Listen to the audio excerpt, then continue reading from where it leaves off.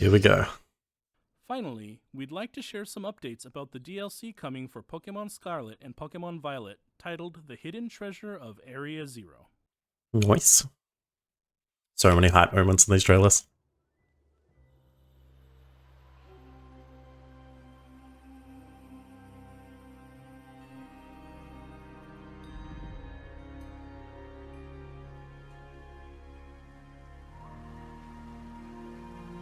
Oh, all of the confirmed Pokemon already.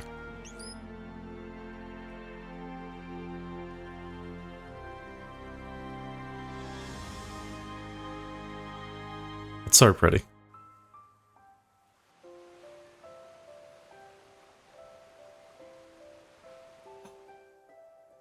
And Diplin, if you haven't seen already. That is not Applin.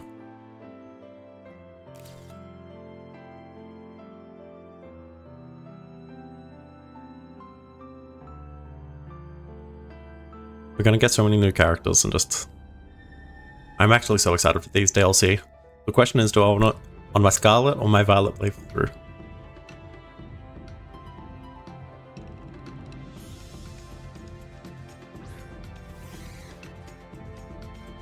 Diplin versus Swinub. Complete disadvantage, by the way. What is your ability? Because you're going to get it wrecked by that Swinub. Okay, it looks like you're supposed to.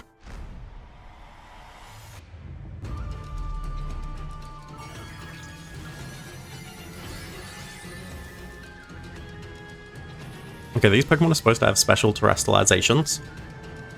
So I'm not sure if it's going to be like a special, essentially, evolution for them by terrestrializing.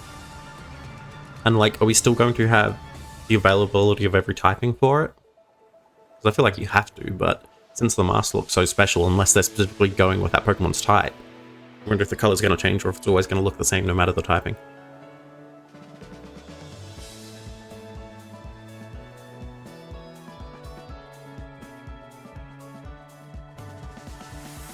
Okay, I do love that fact that it looks like we're going to be able to edit the room. I don't know how much yet, but the fact that you can edit the overall theme does say a lot. Okay, fossil Pokemon, a low in variance. There's so much going on. I don't really care much for the mini games in these games, but it looks like the flying there is more improved, and I can't tell if that's in-game, or specifically on the DLC island, or just during that minigame.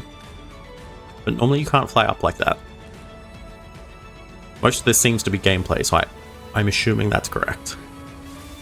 Occasionally it feels like we're slipping into, like, animation.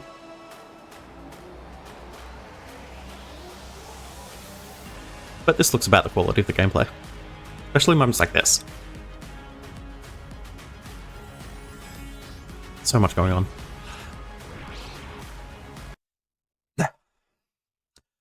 We have to talk about Raikou.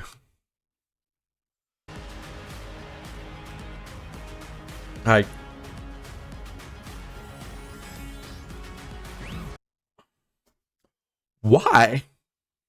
Why? I literally don't have anything else to say. I'm so confused. I was speaking to a friend during the live direct last night, and like, Walking Wake is, you know, your T-Rex Velociraptor. Looks like Raikou, whose name... Oh. Is it Raging Bolt? I believe I saw. It's going to be like a long neck. Which means once we get Entei, he kind of came up with a theory that it could be like a 3-horn, which does make a lot of sense. And being a lion, having the mane, you could go for the, you know, like the disc, or even like the hard head of a 3-horn, which could be very cool. The face on Raikou does stay very similar. I don't think what Walking Wake looks like, so I'm like, I don't know how much they would change the head. But also, it looks like for the legendary beasts, they're all going to be past Paradox Pokemon, which kind of makes sense because there's 3 of them. You can't exactly have one past, one future. Because what's the third one going to be, unless you just skip it, which would be terrible, and you'll get, like, Pokemon will cop so much hate for it. Anyway, rant over. There is another picture which will pop up here, where he has the cloud around his head, and it is a small improvement since he is, you know, like a Thunder Lightning Pokemon. So the fact that they make him look like a cloud and have the... and like, it's a Thundercloud. He's a Thundercloud. It almost makes sense with the long necks, but I can't. I can't. Like, when a Raikou and a Giraffe Rig love each other very much. This. Missed it. Try that again. Okay, he looks beast here. What was his name? Noble Crown. Iron Crown. Okay, Cobaline looks absolutely sick. First time that I'm appreciating the Future Paradox forms over the past when there's a pair together. Way better design, like upgrades, than Iron Leaves. I feel like they had to have already had this planned, but if they didn't, they definitely redesigned here. I'll throw up another picture here that was released alongside the Cloud form of Raikou, Raging Bolt. But you'll notice that the horns are missing, so I don't know if this is like a terrestrialization or an ability, but with the large green horns here is definitely my preference. The Swords of Justice, obviously all Future Paradox forms. We're just rating on, Terrakion. Don't judge my pronunciation. It's been a while since I've even seen it, but that should be cool. Obviously, they're just robot forms, so we don't have too much to speculate on what design they'll go for. But yeah, at least for Cobaline, definitely my preference over the Raikou.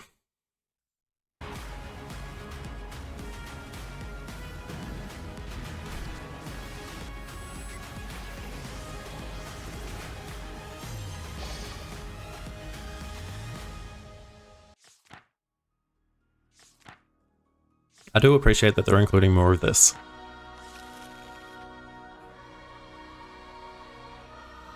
Like, I know it's literally in the name, but I just appreciate the old journals and photos so much. Especially with, like, the Iron Treads and Great Tusk. An old folktale passed down in the land of Kitakami. Pokemon trainers waiting to battle you at Blueberry Academy. And Area Zero's hidden treasure. Let's take a closer look at what we just saw. I like in the DLC it's Blueberry Academy when the Scarlet Violet have different academies, so the DLC will be shared. Your adventures will extend beyond the Paldea region as you explore new places. There's that up curve again in the Part flying. 1, the Teal Mask.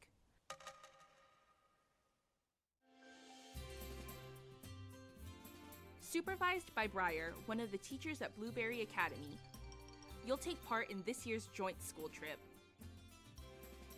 I love the earrings. It just had such a striking design. Tall. People live at the base of the mountain and grow apples in sprawling orchards. Rice paddies stretch across the land, and time passes slowly amid an abundance of nature. In the land of Kitakami, you'll meet I love everything about this. I need to go back and look at all the side characters, like the background characters in Scarlet and Violet. Is that a normal two siblings who study at variant of the bird? In my mind, there was only like the one form shiny that was black. Strong-willed Carmine and her younger brother, the meek and gentle Kieran. In battle, Kieran uses Here we go, the new Diplin. evolution of Applin. Meet Diplin. Okay, I didn't exactly like this to begin with. To be honest, I still don't. I thought it was going to be a variant, which I do appreciate with like Wooper. It was very cool. But I did see a thing somewhere explaining that part of its design is from Appleton, while part of its design is from Flapple, which is kind of cool. I'm not going to lie, I don't really remember exactly what they look like right now, but I think it's the tail from Appleton, and that head face might be part of Flapple's design. Don't quote me on that. Probably wrong. But I do appreciate this a little bit more than I did previously. A Pokemon that looks a lot like a candy apple. Also, this has a new ability. We'll set out on a tour of Kitakami to learn all about a folktale. I have to bring that up somewhere. This land.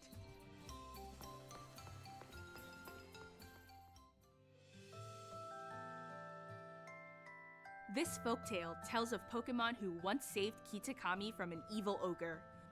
Okidogi, Monkey Dory, and Pheasantipity. These Pokemon Great are names. known as the Loyal Three, and they're hailed as heroes.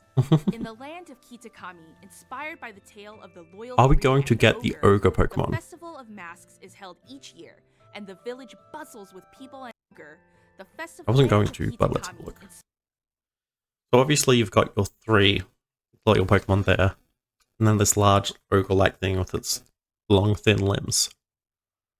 I wonder if it's a Pokemon we know already, or if it's going to be something that will be introduced. Honestly, if it's not introduced at some stage, I'm kind of going to be disappointed.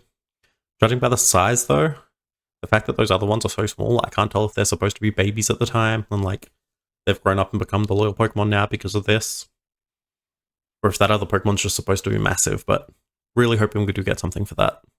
Inspired by the tale of the Loyal Three and the ogre, the Festival of Masks is held each year, and the village bustles with people and stalls. Toffee apples everywhere. What mystery could lie behind this old folktale? We hope you'll all dive in and find what mystery could finally lie saw it. behind this old folk. Yes, my mouse is on camera. This person here in the background, they're lagging. It's like, yes, this is the real gameplay. Thank you, Pokemon, for showing us realistic standards of what your game is. Folktale. We hope you'll all dive in and find out for yourselves. A traveling photographer is also visiting the village. Meet Perrin. It seems she's here in search of a certain Pokemon Snap just straight into the DLC. Pokemon alongside Perrin and help her with her mission. Thanks for the water. In the Ogre Oustin minigame, you can pop ogre balloons and try for a high score. As a reward, I currently have Joy-Con Drift, and I tried to do one of Grow the Strong. Legends Arceus ones where you have to fly through the You can Drift use Balloon, Mochi to and that earn was, space points let for me tell you, that was Pokemon like stats. rage-inducing. A fresh start It just kept Mochi can turning off Pokemon course, and I kept points, missing them. so It you took me like can train 8 your attempts. favorite Pokemon just the way you like. And that's not all. You'll be getting the new Roto Stick 2. Okay, let's go back. To increase Pokemon Grow Strong. Okay, Sword and Shield also had, the DLC specifically, also had a function for EV training easily, which I do appreciate. I really do feel like it should be in base game. I get the DLC, so I'm like, it's not a problem for me. I will get access to easier EV training. But the fact that they paywall it behind a DLC when you've already bought the game is kind of annoying. Like, obviously, the games are getting easier and easier. I'm not going to deny that. Like, the game itself, I'm not going to go into that. But in terms of training, like, bottle caps are introduced. We can now just collect money pretty easily. There's a bunch of different ways to improve how much money you earn from battles and whatever. So it's a lot easier just to buy all the items you want to improve. But the fact that they lock the easier EV training methods behind DLC paywalls is kind of annoying. You can use Mochi to increase base points for your Pokemon's stats. A fresh start Mochi can even reset a Pokemon's base points, so you can train your favorite Pokemon. Lose just all the of way its you base like. points. And that's not all. Is that just a single You'll be item to get rid of getting the new absolutely Roto everything? Stick 2. So it's like a gold Take bottle cap in photos from reverse. wider angles I do using appreciate Roto that. Stick. Try out new poses and give your Because it is annoying having to use like so many berries just to get rid of like Enjoy your school trip each amid the beautiful land each of stats Kitakami. EVs. Part 2, the Indigo Disc. Director Cyrano of Blueberry Academy, your academy's sister school, will invite you to visit as an exchange student. This is Just realized that the Blueberry light Academy, shining where your directly story through the gap will of my unfold. curtain on my head, so I've got the shining Amazingly forehead. enough, this newly built school lies mostly underwater. Mostly underwater. So just the battle stadiums up above. In the terrarium located within the school, you'll find the subtropical savanna biome, the lush coastal Okay, biome, this moment right now. Oh wait, 1 second. This just reminds me so much of Ash and Go's laboratory. God, what's the professor's name? I haven't watched Pokemon series in a while, but like just the whole area just reminds me of where they keep all their Pokemon. the rough and rugged canyon biome, and the freezing polar biome. I don't think it's supposed to be In like a total, direct 4 reference, artificially created areas. but once I saw the waterfalls, it definitely gave me the vibe. To many different Pokemon. You'll get to know the students of this academy, take on new classes, and experience a student life that's a bit different from what you're used to. It is very different. I wonder if we're going to get a bunch more classes and stuff with different teachers. The academy's students often engage each other in battle. BBL. And they formed a group called the BB League. Another Lowen Graveler. At the top of this league stand the Elite Four. Correct me if I'm wrong, but the Elite Four in the base game was called the Elite Four. Like, I'm pretty sure when Name Blank first introduces himself, he says he is him of the Elite Four. So we're just going to officially have 2 Elite Fours. Like, obviously, we've got Champion Nimona. We've got the other champion who still plays her champion role. It's not like you take it over in previous games. I'm like, is this just going to be champions for the academy, like the current students who are the best and are therefore called the Elite Four? Or does it just happen to be students and they are the Elite Four of this area?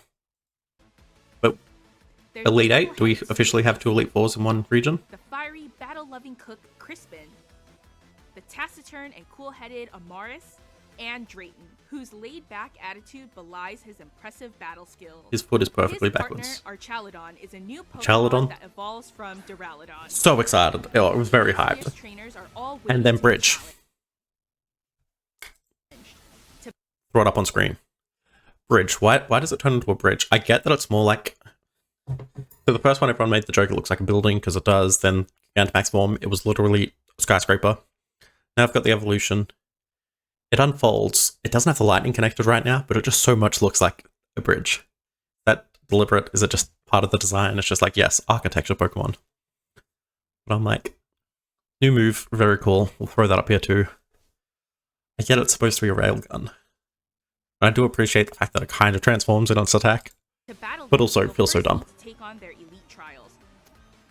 Apparently, I'm giving it a crap now. I'm definitely going to use it and love it later. Fly around temporarily. Perhaps this latent power will be fully unlocked someday. There we go, yeah. Perhaps it'll be unlocked. So I wonder if we'll get that just for the game modes or just for this area. Activities at Blueberry Academy is the League Club. It even has its own club room, which you can redecorate as you please. Okay, it's the club room that we can redecorate. I do not remember that last night when I was watching this live. In this room, you can find new ways to have fun, such as by changing up your Pokeball throwing style. I do appreciate this. I was always envious of people in the other games when they completely changed their like outfit and style, because I never ran around and did it, I'm not gonna lie. Instructors. You can spend time with these trainers to get to know them better and battle them too. Kind of cool that we can come back and battle them. Finally, I'm assuming they'll have to be way higher levels. What could the hidden treasure of Area Zero possibly be?